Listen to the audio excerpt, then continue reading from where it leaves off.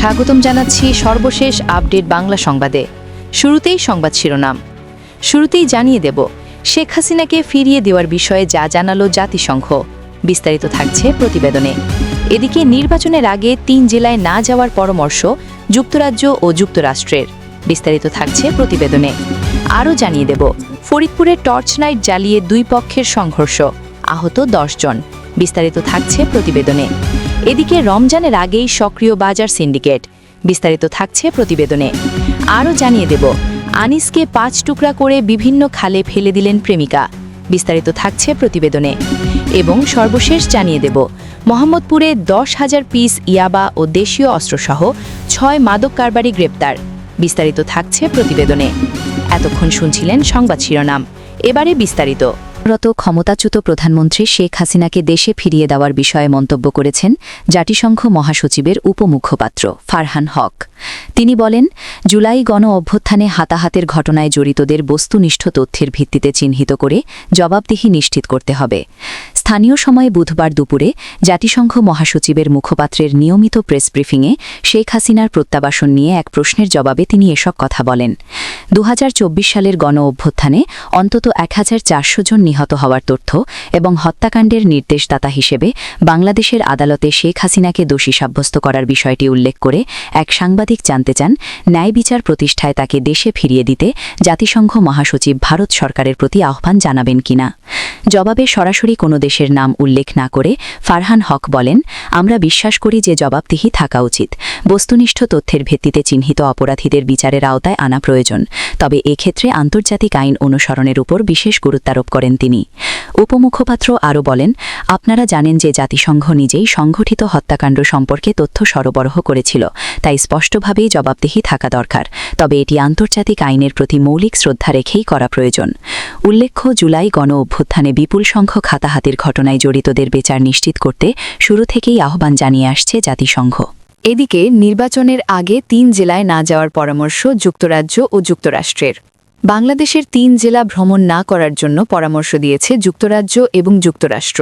সাম্প্রতিক পরিস্থিতি ও জাতীয় নির্বাচনকে সামনে রেখে গতকাল ২২ জানুয়ারি যুক্তরাজ্যের foreign, Commonwealth and development office FCDO এবং তার আগে ২০ জানুয়ারি যুক্তরাষ্ট্রের ট্রাভেল অ্যাডভাইজারিতে এ সংক্রান্ত নির্দেশনা জারি করা হয়েছে। যুক্তরাজ্যের নির্দেশনায় বলা হয়েছে, আগামী ১২ ফেব্রুয়ারি বাংলাদেশে জাতীয় নির্বাচন অনুষ্ঠিত হবে।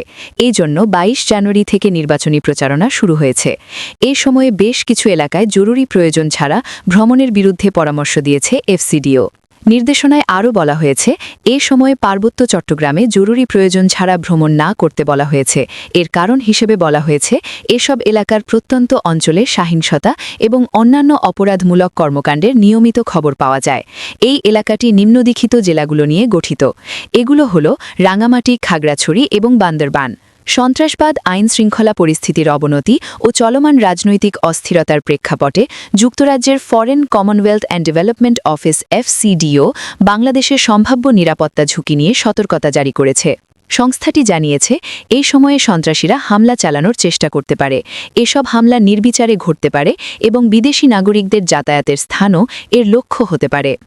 FCDOর মতে সম্ভাব্য ঝুঁকিপূর্ণ স্থানগুলোর মধ্যে রয়েছে সরকারি এবং বেসরকারি ভবন, রেস্টুরেন্ট ও ক্যাফে, গণপরিবহন ব্যবস্থা, জনাকীর্ণ এলাকা, ধর্মীয় উপাসনাস্থল এবং রাজনৈতিক সমাবেশস্থল। আরও জানিয়ে দেব ফরিদপুরে টর্চ লাইট জ্বালিয়ে দুই পক্ষের সংঘর্ষ, আহত ১০। ফরিদপুরের সালথায় পেঁয়াজের জমিতে সেচ দেওয়া নিয়ে রাতের আধারে টর্চ লাইট চালিয়ে দুই পক্ষের মধ্যে সংঘর্ষে অন্তত ১০ জন আহত হয়েছেন। এ সময় কয়েকটি বসতবাড়িতে হামলা ও পাল্টা হামলা চালিয়ে ভাঙচুর ও লুটপাটের ঘটনা ঘটে। বৃহস্পতিবার ২২ জানুয়ারি দিনগত রাতে উপজেলার গট্টি ইউনিয়নের বালিয়া গ্রামে নুরু মাতুব্বর ও জাহিদ মাতুব্বরের সমর্থকদের মধ্যে এই সহিংসতার ঘটনা ঘটে। খবর পেয়ে সেনাবাহিনী ও পুলিশ ঘটনাস্থলে গিয়ে পরিস্থিতি নিয়ন্ত্রণে আনে। পুলিশ ও স্থানীয় সূত্রে জানা গেছে, গট্টি ইউনিয়নে প্রভাব ও আধিপত্য বিস্তারকে কেন্দ্র করে নুরু মাতুব্বর ও জাহিদ মাতুব্বরের মধ্যে দীর্ঘদিন ধরে বিরোধ চলে আসছে। উভয়ই বিগত ১৭ বছর আওয়ামী লীগের রাজনীতির সঙ্গে যুক্ত ছিলেন। তবে আওয়ামী লীগ সরকারের পতনের পর তারা বিএনপিতে যোগ দিয়ে এলাকায় নিয়ন্ত্রণ প্রতিষ্ঠাকে কেন্দ্র করে কয়েক দফা সহিংসতায় জড়ান। এসব ঘটনায় দুই নেতা তাড়াদড়ানো করেছেন। জানা যায়, চলমান বিরোধের জেরে বৃহস্পতিবার বিকেলে বালিয়া গ্রামের মাঠে পেঁয়াজের জমিতে পানি সেচ দেওয়াকে কেন্দ্র করে জাহিদ মাতুব্বরের সমর্থক মোহাম্মদ শহীদ শরীফের সঙ্গে নুরু মাতুব্বরের সমর্থক জাহিদ শরীফের হাতাহাতি ও মারামারি হয়। এর ধারাবাহিকতায় সন্ধ্যায় বালিয়া বাজারে উভয় পক্ষের সমর্থকরা জড়ো হন। এক পর্যায়ে রাত 8:30 থেকে 9টার মধ্যে টর্চ লাইট চালিয়ে উভয় পক্ষের মধ্যে ধাওয়া পাল্টা ধাওয়া ও সংঘর্ষ শুরু হয়। এদিকে রমজানের আগেই সক্রিয় বাজার সিন্ডিকেট। বাংলাদেশের মানুষের চিরস্থায়ী দুঃখের নাম নিত্য প্রয়োজনীয় পণ্যের মূল্যবৃদ্ধি। বাজারে অস্থিরতা যেন এক স্বাভাবিক ঘটনা। বাজারের উপর কোনো নিয়ন্ত্রণ নেই কারও। সিন্ডিকেটে বন্দী দ্রব্যমূল্য। অন্তর্বর্তী সরকার দায়িত্ব নেওয়ার পর গত 1.5 বছরের সবচেয়ে বেশি ভোগাচ্ছে দ্রব্যমূল্য। পণ্যের দাম মানুষকে স্বস্তি দিতে পারেনি, বরং স্বল্প আয়ের মানুষের কষ্ট বাড়িয়েছে। বিগত সরকারের আমলের সেই সিন্ডিকেট ভাঙার কোনো আলামতও মেলেনি এখনও। এরই মধ্যে ডিম মুরগির সিন্ডিকেটের বিষয়টি প্রকাশ্যে এসেছে। সরকারের অগ্রাধিকারে থাকলেও বাজার ব্যবস্থায় এখনও নিয়ন্ত্রণ আসেনি। বাজারের তথ্য বলছে ডিম, মুরগি, সবজি, কাঁচামরিচ, ভোজ্য তেল, চিনি সহ বেশ কিছু পণ্যের দাম বেড়েছে। সবচেয়ে বেশি অস্থিতিশীল ডিম ও পেঁয়াজের দাম। 2-1টি পণ্যের দাম কমেছে অতি সামান্য।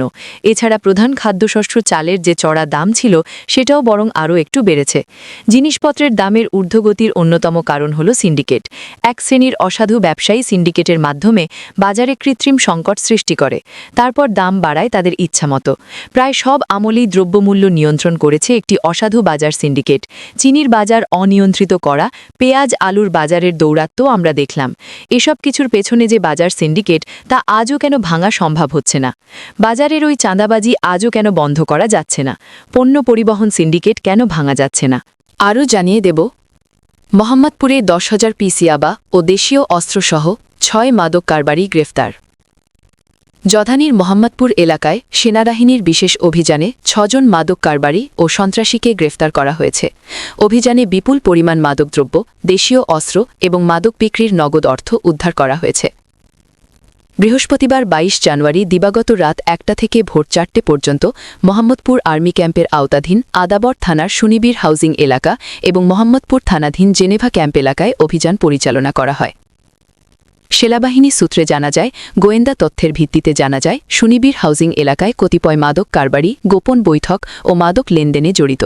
প্রাপ্ত তথ্যের ভিত্তিতে রাত 1টার দিকে সেনাবাহিনীর একটি দল অভিযান চালিয়ে 6 জন মাদক কারবারিকে গ্রেফতার করে। গ্রেফতারকৃতরা হলেন মাহবুব 38, সুমন 38, রাসেল 29, মমিন 31, সাইদুল 27 ও মুকুল 35। তাদের কাছ থেকে 30 পিস ইয়াবা ট্যাবলেট, 39টি সিম কার্ড এবং 2টি বড় ধারালো সামুরাই ছুরি উদ্ধার করা হয়। প্রাথমিক জিজ্ঞাসাবাদে গ্রেফতারকৃতরা নিয়মিত মাদক কারবার, ছিনতাই সহ বিভিন্ন অপরাধমূলক কর্মকাণ্ডে জড়িত থাকার কথা স্বীকার করেছে। তাদের বিরুদ্ধে বিভিন্ন থানায় একাধিক মামলা রয়েছে।